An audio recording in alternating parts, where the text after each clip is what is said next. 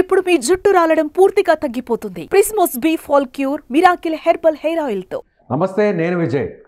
Megastar Chiranjeevi Telangana ముఖ్యమంత్రి రేవంత్ రెడ్డి భేటీ అయ్యారు. ఈ భేటీలో చిరంజీవి ముందుకొచ్చి వరద బాధితుల కోసం దాదాపు 50 లక్షల రూపాయల చెక్కును నేరుగా సీఎంకు ఆయన అందించడం జరిగింది. ఇప్పటికే మెగా ఫ్యామిలీ మొత్తం వరద బాధితులకు సపోర్ట్గా నిలుస్తూ విరాళాలు ప్రకటించిన సంగతి మీకు తెలిసింది. దీనిపై విశ్లేషణ చేయడానికి మనతో పాటు సుమన్ టీవీ స్టూడియోలో ఉన్నారు పొలిటికల్ అనలిస్ట్ చంద్ర శ్రీనివాస్ గారు. శ్రీనివాస్ గారు నమస్తే. నమస్కారం విజయ్ గారు. సో మెగా ఫ్యామిలీలో ఉన్న అందరు హీరోలందరూ కూడా క్యూ కడుతున్నారు. అటు ఏపీ, ఇప్పుడు తెలంగాణ.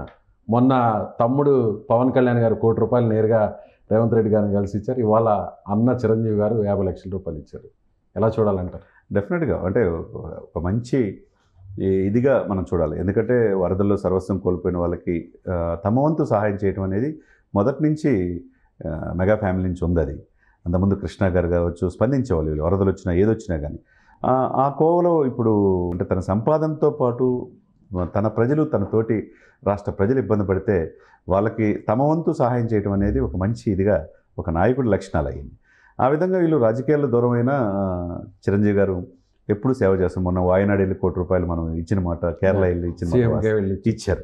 అదే సమయంలో ఇప్పుడు అనుకోని పరిస్థితులు ఇక్కడ మున్నేరు వాగు పొంగి ఖమ్మం ఎంత అతలాకుతలమైన తెలంగాణ జిల్లా, అదే బుడమేరు పొంగి ఆంధ్రప్రదేశ్ ఎలా అతలాకుతలమైపోయింది అనేది చూసి వెంబడి స్పందించి ముందు ₹1 కోటి పవన్ కళ్యాణ్ గారు మొన్న తమ్ముడు నేడు అన్న అన్నట్టుగా నిజంగానే మన ₹1 కోటి ఆయన ఇవ్వటం, అదే సమయంలో ఎంత ఆలింగనం చేసుకున్నారు చూడొచ్చు పవన్ కళ్యాణ్ గారిని. చాలా క్లోజ్ గా చేసుకున్నారు. ముఖ్యమంత్రి గారు కూడా చాలా సంతోషంగా చేసుకున్నారు. ఆయన తీసుకున్న ప్రతి స్టెప్ని అప్రిషియేట్ చేయటం, పరిపాలన బాగుంది, హైడ్రా లాంటి వ్యవస్థ బాగుండాలని ఆయన డిస్కషన్ చేయడం జరిగింది మొన్న పవన్ కళ్యాణ్ గారితో. ఈరోజు చిరంజీవి గారు కలవటం, పద్మవిభూషణ్ అయిన తర్వాత విజయ్ గారు ఆంధ్రప్రదేశ్ చెందిన వ్యక్తి, మొగల్తూరులో పుట్టిన మెగాస్టార్కి ఆంధ్రప్రదేశ్ గతంలో ముఖ్యమంత్రిగా చేసిన వ్యక్తి ఘనంగా సన్మానం చేయాలి, అవునా కదా? అదేవిధంగా వెంకయ్యనాయుడు గారు కూడా ఇద్దరు కూడా పద్మవిభూషణ్ వచ్చినప్పుడు ఆయన పట్టించుకోవాలా. గత ప్రభుత్వంలో పరిపాలించిన ముఖ్యమంత్రి మరి అదే సమయంలో రేవంత్ రెడ్డి గారు వచ్చి రాగానే శిల్పకళా వేదికలో మేము కూడా దాంట్లో చూసాం. స్వయంగా ఆయన చొరవ తీసుకొని తెలంగాణ ప్రభుత్వం తరపున పార్టీలకు అతీతంగా, ప్రాంతాలకు అతీతంగా ఎంత ఘనంగా సత్కరించారు. చిరంజీవి గారు నాకు స్ఫూర్తి అని చెప్పేసి శిల్పకళా వేదికలో సత్కరించారు లేదా? ఆ రోజు కూడా చిరంజీవి గారిని బాగా అప్రిషియేట్ చేసి పద్మవిభూషణ్, పద్మశ్రీ వచ్చిన వాళ్ళందరూ కూడా సత్కరించారు. వాళ్ళందరూ కూడా ప్రభుత్వం తరపున సహాయం అందించారు. ఆ రోజు మనం చూసాం చిరంజీవి గారు మొదటి నుంచి కూడా రేవంత్ రెడ్డి గారికి చిరంజీవి గారైనా పవన్ కళ్యాణ్ గారైనా బాగా అభిమానం, వాళ్ళంతా క్లోజ్ ఫ్రెండ్స్గా ఉంటారు. ఈ రోజునే వెళ్ళి తనకి తండ్రిగా అంటే చిరంజీవి గారు 50 లక్షల రూపాయలు సొంత డబ్బులు, అదేవిధంగా వాళ్ళ కుమారుడి రామ్ చరణ్ 50 లక్షల రూపాయలు, దీంతో పాటు వాళ్ళ మేనల్లుడు సాయి ధరమ్ తేజ్ నుంచి 2 రాష్ట్రాలకు 10 లక్షలు ఇచ్చాడు. ఒక అమ్మ అనాథ శరణాలయానికి కూడా 5 లక్షలు ఇచ్చాడు. కాబట్టి ఇక ఒక మెగా ఫ్యామిలీ మీరు చూసుకుంటే 4+2+6+8 కోట్ల రూపాయలు, ఇది 8,25,00,000 ఇచ్చారు విజయ్ గారు. మెగా ఫ్యామిలీ మాత్రమే వరద బాధితుల కోసం అటు ఏపీ, తెలంగాణలో 8,25,00,000 రూపాయలు ఇచ్చారంటే వాళ్ళు ఎంత దాతృతో మనం ఈ సందర్భంగా మనం తెలుసుకోవాలి.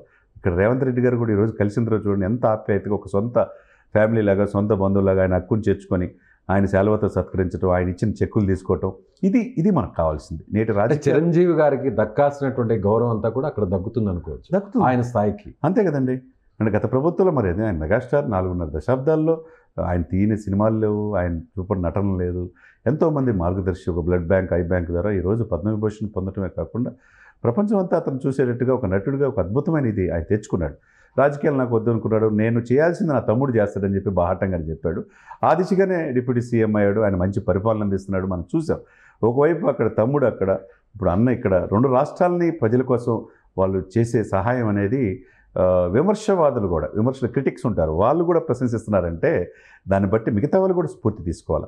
జూనియర్ ఎన్టీఆర్ గారు కూడా 2 రాష్ట్రాలకి ఆయన స్పందించి ₹1 కోటి సహాయం చేశారు. అట్లా మహేష్ గారు స్పందించారు. మిగతా వాళ్ళంతా ప్రభాస్ గారు అయితే ₹1 కోటి ఇచ్చారు, తర్వాత 2 కోట్లు ఇచ్చారు. తర్వాత నాగార్జున గారు కావచ్చు, ఎవరైనా కానివ్వండి తను సంపాదించిన దాంట్లో బాలకృష్ణ గారు, తర్వాత విశ్వక్సేను, సిద్ధు జొన్నలగడ్డ, వీళ్ళందరూ తను సంపాదించిన దాంట్లో ఏం చేసుకుంటారు సార్? ఎంత సంపాదించినా మనం పుట్టుక మరణం మధ్య మనం ఏం సాధించాం, ఎంత సమాజానికి చేసాం, 10 మంది చేత మంచి అనిపించుకున్నావా లేదా అనేది ఇప్పుడు చూసేది. అంటే తెలుగు రాష్ట్రాల ప్రజలు ఎంతో ఇచ్చారు, హీరోలుగా గుర్తింపునిచ్చారు, ఆ స్థాయి ఇచ్చారు. కాబట్టి ఎంతో కొంత తిరిగి వాళ్ళ కష్టంలో ఉన్నప్పుడు అది చాటుకుంటున్నారు. సమాజానికి ఇవ్వాలి కదండి. ఇప్పుడు చిరంజీవి గారు కూడా మొన్న ఈ మధ్య అన్నాడు, ఆయన 67-68 సంవత్సరాల వయసులో ఆయన ఏమంటాడు, 69 సంవత్సరాలు వచ్చేసింది. ఏమంటాడు, నాకు కావాల్సిన దానికంటే దేవుడు భగవంతుడు చాలా ఎక్కువ ఇచ్చాడు, నేను ఇంకా ఏది చేయాలని చూస్తున్నాను. ఒక హాస్పిటల్ పెట్టాలనే ఆలోచన ఉంది, ఒక ఫిలిం ఛాంబర్లో వాళ్ళ సినిమా కళాకారుల బిడ్డలకి ఒక స్కూల్ పెట్టాలనే ఆలోచన ఉంది. ఇంకా చాలా సహాయం కరోనా టైంలో మనం చూసాం. ప్రాణాలు సైతం లెక్క చేయకుండా ఆయనకు వచ్చింది ఒక చిరంజీవి చారిటబుల్ ట్రస్ట్ 1 కోటి 2 కోట్లు అయితే ఆయన ఒక 10 కోట్లు ఖర్చు పెట్టి 8 మాసాల పాటు సినీ కార్మికులకి నిత్యావసర వస్తువులు ఇవ్వటం అంటే, రెమిడిసివిర్ ఇంజెక్షన్ దొరకకపోతే ఇంజెక్షన్స్ కూడా 80,000 లక్ష రూపాయలు పలికి ఉచితంగా బ్లడ్ బ్యాంక్ నుంచి ఇచ్చారంటే, ఇక రక్తం ద్వారా 2 రాష్ట్రాలతో పాటు పక్కనున్న ఒరిస్సా కావచ్చు, ఇటు తమిళనాడు కావచ్చు, ఇటు వీళ్ళకి కూడా సహాయం చేశారంటే, ఆ రోజు అంటే నటుడుగా ఏదో ఫ్లెక్సీలు కట్టి ఎంజాయ్ చేయటమే కాదు సార్, సినిమాలు చూడటమే కాకుండా వాళ్ళకి ఒక సేవా దృక్పథం మెగా ఫ్యామిలీ నుంచి అలవాటు పడింది. అది సహాయం చేయటం, తోటి వాళ్ళకి సహాయం చేయాలనే ఉద్దేశంతో.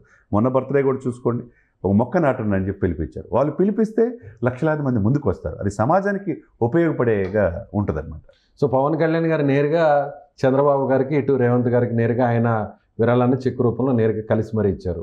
ఇప్పుడు చిరంజీవి గారు రేవంత్ రెడ్డి గారిని కలిసారు. మరి ఏపీకి సంబంధించి కూడా త్వరలోనే చంద్రబాబు గారితో ఏమన్నా భేటీ అయ్యే అవకాశం ఉంది? డెఫినెట్గా వెళ్తారు. వాళ్ళిద్దరికి మంచి అనుబంధం ఉంది. ప్రమాణ స్వీకారానికి ఈయన ముఖ్య అతిథిగా హాజరయ్యారు. ఆ రోజు చూసాం మనం, మోదీ గారు వాళ్ళిద్దరిని భుజం మీద చేసి హక్కుని చేర్చుకునేది. డెఫినెట్గా రేపో ఎల్లుండి వెళ్తారు. వాళ్ళ అబ్బాయిని కూడా తీసుకు రామ్ చరణ్ గారు జూనియర్ ఎన్టీఆర్ కలిసి వెళ్తారని ఒక ప్రచారం నడిచింది, బట్ అది జరగలేదు. చిరంజీవి గారు ఏమైనా నేరుగా వెళ్ళి కలిసే అవకాశం? డెఫినెట్గా కలుస్తారు. ఉభయ రాష్ట్రాలకి ఆయన అవసరం ఉన్నది. సినిమా పరిశ్రమను ముందుకు తీసుకెళ్తానికి టూరిజం, సినిమా ఫోటోగ్రఫీ, సాంస్కృతిక శాఖగా కందులు దుర్గేష్ గారు అక్కడ ఉన్నారు. ఆ బాధ్యత కూడా వీళ్ళకి ఎక్కువ ఉంది. పవన్ కళ్యాణ్ కావచ్చు, ఉభయ రాష్ట్రాల్లో సినిమా ఇండస్ట్రీ బాగుపడాలన్నా, దాని మీద 23 క్రాఫ్ట్స్ అనుబంధ సమస్యలు వేలాది మందికి జీవనోపాధి కలగాలన్నా ఇచ్చిపుచ్చుకునే ధోరణిలో ఉండాలి. కాబట్టి ఇది మనకు కనపడుతుంది ఉభయ రాష్ట్రాల మధ్య ఇప్పుడు. Right sir. తెలుగు రాష్ట్రాలకు ముఖ్యంగా అంటే వరద బాధితులకు సంబంధించి మేమున్నామంటూ సినీ పరిశ్రమ ముందుకు వస్తుంది. అందులో భాగంగా పెద్దన్నగా చిరంజీవి కూడా ముందుకు వచ్చి ఇవాళ తెలంగాణ సీఎం రేవంత్ రెడ్డి గారికి నేరుగా 50 లక్షల రూపాయలు చెక్కునిచ్చారు. త్వరలోనే ఏపీ సీఎం చంద్రబాబు కూడా కలిసే అవకాశం ఉందని పొలిటికల్ అనలిస్ట్ చందు శ్రీనివాస్ గారు చెప్తున్నారు. Thank you so much. Suman టీవీలో మీ పర్సనల్ అండ్ బిజినెస్ ప్రమోషన్స్ కోసం కింది నెంబర్కి కాంటాక్ట్ చేయండి.